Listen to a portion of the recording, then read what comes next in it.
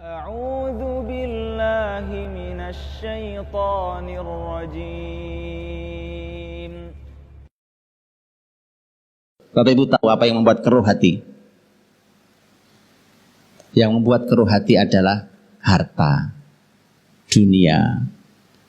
Harta halal saja bisa menjadi keruh, apalagi harta yang syubhat dan haram. Harta halal tuh Pak, bisa membuat keruh harta. Apalagi yang syubhat dan haram. Maka harus sangat hati-hati Pak. Karena kalau keruh nih Pak, jiwanya keruh, pokoknya guru, saya mohon maaf sekali lagi. Guru, orang tua, sama saja. Nanti akan hanya menularkan hal, mengirimkan yang keruh-keruh tadi itu. Orang tua nyekolahkan kemana sampai kemana-mana sekolahnya. Tujuannya cuma nyari duit. Kamu sekolah sana, tujuannya apa? Tujuannya biar nanti kerja, dapat kerja bagus. Yang sekolah di sini, yang kuliah di sini biasanya bagus-bagus kerjaannya. Itu salah niat. Gara-gara apa? Harta, pengen nyari duit. Akan sangat keruh orang tua menurunkan begitu. Sama juga guru akan keruh Pak. Sampai ke anak-anak juga keruh banget. Hasilnya pasti nggak bagus. Gurunya umpamanya cuma yang di sini hatinya cuma urusannya urusan gaji, ya kan? Pokoknya bagaimana caranya apapun yang dilakukan punya uang. Sertifikasi, itu diuber-uber. Apalagi yang lain nggak jadi Pak generasi ini. Yakinlah Anda mau sekolahkan berapa lama pun nggak akan jadi. Kenapa? Sumbernya keruh. Jiwa-jiwa keruh hanya melahirkan generasi yang keruh. Nggak mungkin jadi generasi ini. Nggak mungkin jadi. Nah ini resepnya orang tua dulu tadi itu. Orang tua dulu Masya Allah, betul Ustaz ya. Dengan dunia apa? Ambisinya kayak gitu kan enggak? Ambisi orang tua dulu dengan dunia. Hari ini ambisi kita terhadap dunia ajaib. Nah keruh itu teman-teman Bapak Ibu menjadi sangat berbahaya buat generasi ini. Nah Nabi bersabda, ini Nabi ini sabdanya ngeri Pak. Ngeri tapi jarang yang ngeri, tapi mengerikan padahal. Kata Nabi, man ta'allama ilman mimma yubtagha bihi wajhullah la yata'allamuhu illa liyusiba 'aradan minad dunya lam yurih raihatal jannah yaumal qiyamah. Ngeri hadisnya, hadis sahih. Ini hadis ngeri tapi jarang yang ngeri. Siapa yang belajar ilmu harusnya ikhlas karena Allah. Tapi ternyata niatnya karena ingin mendapatkan dunia, betul kan? Betul kan? Kerja, uang, posisi, jabatan, ijazah, itu dunia apa akhirat? Dunia semua.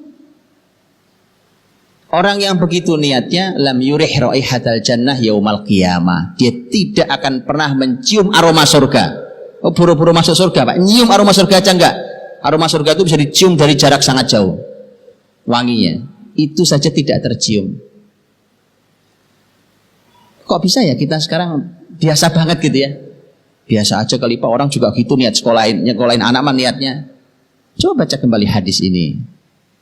Ini sangat jelas loh. Ilmu, temanya tema ilmu, nyekolahin anak itu ilmu, mendidik anak itu ilmu, niatnya dunia. Oke, bersihkan dulu itu Pak. Memang harus bersih-bersih dulu. Kalau nggak bersih ya jelek hasilnya. Jelek, keluarnya jelek. Jadi kita bersih-bersih dulu. Oke. Bersihkan lagi yang lain. Yaitu masalah harta. Masalah harta Pak Ibu. Insyaallah harta ini yang ngeri juga. Ada hadis Nabi tentang masalah harta ini. Lahmun nabata min suhtin fannaru aula bih. Daging yang tumbuh dari barang yang haram, neraka lebih layak baginya. Nah terus gimana kalau anak kita suapi barang haram? Ini uang dibawa dari hasil yang haram, dari hasil yang syubhat, dibawa pulang ke rumah, kemudian dipakai jadi bajunya anak-anak, dikonsumsi, tumbuh badannya. Daging yang tumbuh dari barang yang haram. Makanya jadi generasi neraka. Bapak Ibu tahu neraka? Nggak ada enak-enaknya Pak. Yang panas, yang gelisah, yang sakit, yang mengeluh, itu neraka. Makanya jadi punya anak itu aja isinya. Hati-hati. Salah satu yang harus dibersihkan adalah urusan harta. Jadi Bapak Ibu kalau orang tua mengambil harta yang haram itu tumbalnya anak. Tumbalnya mesti anak. Susah didik anak jadi soleh. Itu harta itu. Anda bisa menikmati, bisa keliling dunia, tapi tumbalnya anak-anak. Bahaya sekali. Lihat Rasul bersabda. Hadis panjang riwayat ini disampaikan melalui jalur sahabat Nu'man bin Bashir.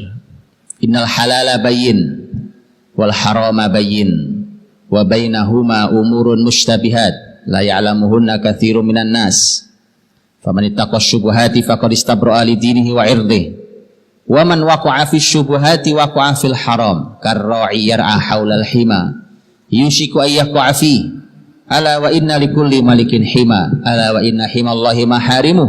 Ala wa inna fil jasadi mudghah idza salahat salahal jasadu kulluh wa idza fasadat fasadal jasadu kulluh ala wa hiyal qalb. Kata Nabi sallallahu alaihi wasallam, sesungguhnya yang halal jelas, yang haram jelas. Di antara keduanya ada yang syubhat, ada yang enggak jelas. Yang kebanyakan orang tidak tahu hukumnya. Siapa yang menjaga diri dari yang syubhat, maka sungguh dia telah membersihkan agamanya dan dirinya. Ini yang tengah-tengah tadi itu. Tapi siapa yang terjatuh pada yang syubhat, pasti suatu hari akan jatuh pada yang haram. Kalau kita tahu syubhat ya, syubhat itu belum halal, belum haram.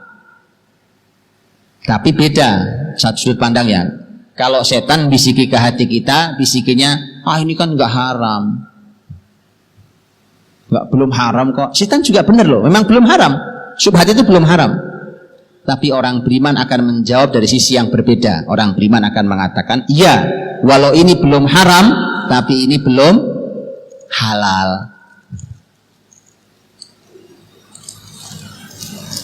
Nah ini kata Nabi, siapa yang terjatuh pada yang syubhat pasti suatu hari ngambil yang haram. Pasti itu Pak. Syubhat haram. Karra'i yar'a haulal hima, seperti penggembala yang keliling-keliling di hima. Hima itu dulu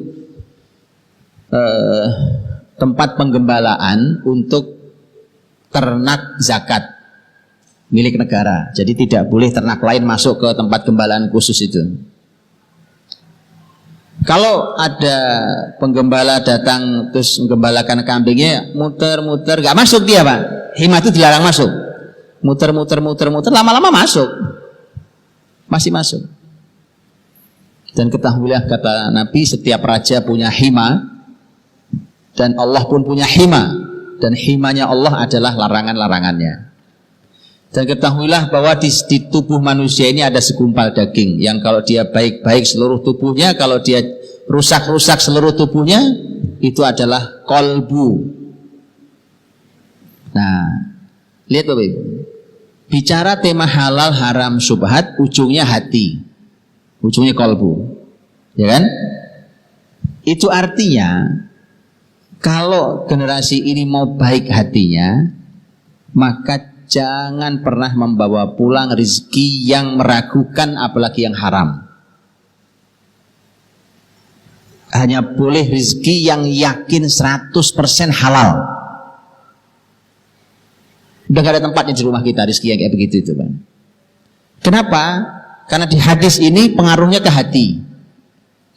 Hati itu adalah panglima untuk seluruh anggota tubuh kita. Jadi kalau tangan, kaki, kepala, mulut, bibir, apa semua itu sebenarnya hanya terjemahan hati. Hati memang tidak terlihat Pak, tetapi Allah memberikan tombol-tombol yang terlihat di anggota tubuh ini. Memang hati nggak bisa dilihat, tapi bisa dinilai. Karena ada tombol-tombolnya di sini. Ada mulut, okay? Ada bibir. Ngomongmu kayak apa coba? Ngomong, kita ngobrol yuk, ngobrol. Nah, ini imannya masalah. Dari mana taunya Pak iman kan dalam hati? Ya, Nabi ngasih tolak ukur. Ada tolak ukur lisan, hubungannya dengan iman. Itu ya, umpamanya Nabi mengatakan laisal mu'minu bitta'ani walal la'ani walal fahishi walal badhi. Orang beriman itu tidak mungkin lisannya suka nusuk, suka nuduh, suka melaknat, suka berkata kotor dan suka berkata kasar. Itu tidak mungkin lisannya orang beriman. Makanya ini tombol mulut ini untuk hati. Iman kan di sini tempatnya. Sehingga gampang Bapak Ibu. Bapak Ibu sekolahkan anak di mana saja silahkan lihat lisannya. Di antara tolak ukurnya.